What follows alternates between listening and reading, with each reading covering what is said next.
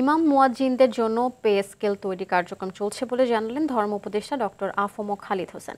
Islamic Foundation আয়োজিত ইমাম ও মুয়াজ্জিন কল্যাণ ট্রাস্টের আওতায় অনুদান ও সুদ মুক্ত ঋণের চেক বিতরণ অনুষ্ঠানে তিনি একথা বলেন। ৬০০ অসহায় ও দরিদ্র ইমাম মুয়াজ্জিনকে ১,৮০,০০,০০০ টাকার সুদ মুক্ত ঋণ এবং ৪,৬২০ জনকে ৫,০০০ টাকা করে অনুদানের চেক তুলে দেন ধর্ম উপদেষ্টা। এ সময় নানা অপপ্রচার সত্ত্বেও বাংলাদেশ সাম্প্রদায়িক সম্প্রীতির উজ্জ্বল নিদর্শন বলে উল্লেখ করেন খালিদ হোসেন।